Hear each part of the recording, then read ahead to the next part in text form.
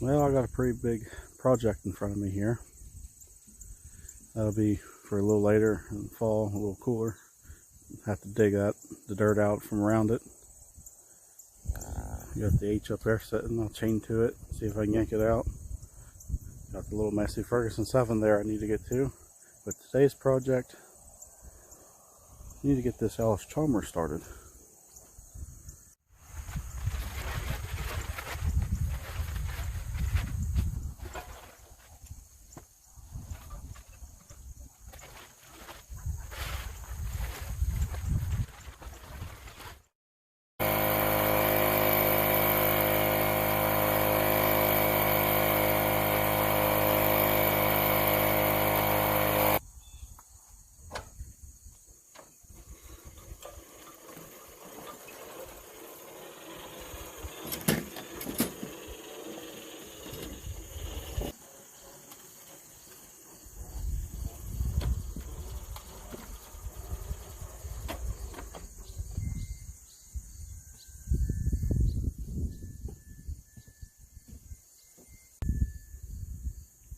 Last time I had this running was at the end of October, at the end of the tractor show last year.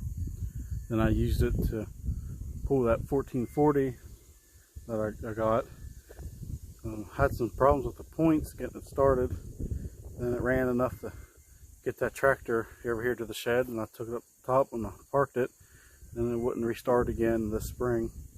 So I got a new set of points to put on it, and a cover and a gasket. I came across this flat belt pulley. I was able to sleeve it, get it down to the 1-inch bore to make it fit the crank. I'd like to use this to run the buzz saw on the small jobs. That way I don't have to get the H out or convert the cub over to the flat belt just to run the saw for maybe 20 minutes.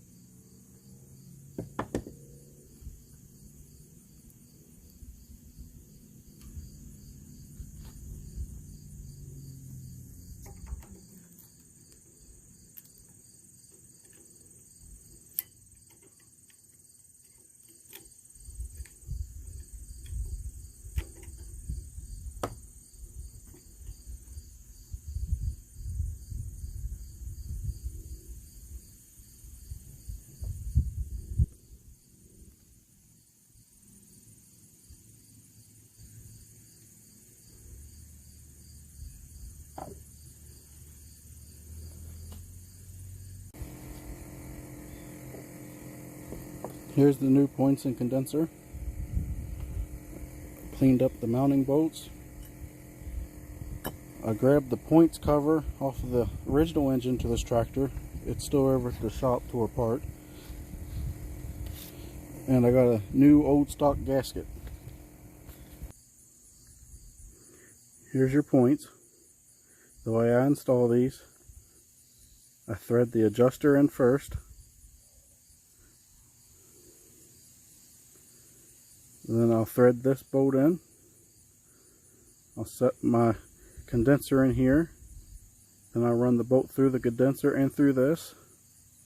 Then that'll be fixed to the engine. Then you can set your condenser wire and the wire going up to your mag. And then after your adjustment's all set, you're good to go.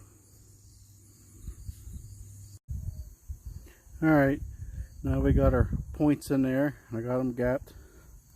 If you don't have a feeler gauge, something the old way was, take like a business card or maybe part of your pack here and set that down in your points with the points open and slide it back and forth in the points. and you turn your adjuster at the top there. Then when you feel a slight drag on the paper, go ahead and set your lock nut here in the back. That's close enough to get you going. But you do want to eventually get a feeler gauge and look up the specs for the air gap and get that right so you're not burning up your points. Now we'll see if we got spark.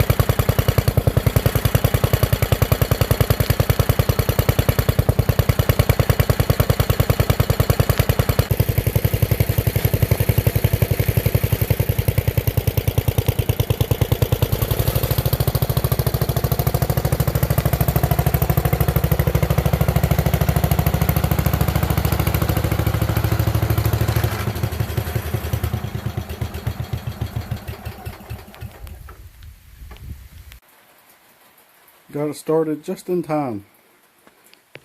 I drove it in here. I don't got a whole lot of room for the camera. Now I just got to put that gasket on there, wiggle the wires around a little bit, put that cap on there, a little sealer around the wire. We'll be good to go. I'm glad that's all was wrong with it, because if it was the mag, I'd have to pull the whole motor off, take the shroud off.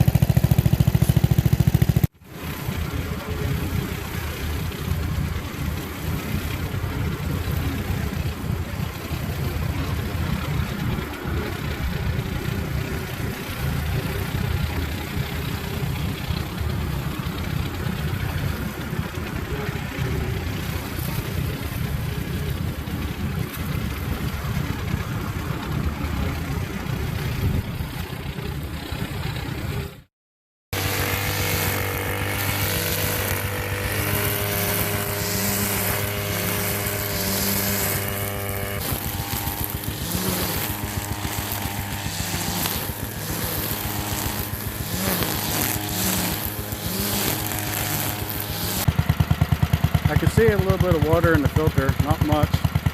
It's acting up a little bit, but it seems to be idling all right now. It's warmed up and ran for a little while. I should probably just put some dry gas in it or just drain that out and put some fresh in it. I got this Massey Ferguson 7 down here where I can work on it again. And see if we can figure out what's going on with that intake valve. Just keeps popping out the intake. I had the head off once. I don't see anything. I'll pull that valve out, take a good look at it, clean it up, probably lap it, put it back in. If that don't work, we'll have to look at the valve seat. Hopefully it's nothing major. I'd like to keep that motor in it, but if I got to go with one of them Harbor Freight engines, I'll just do that.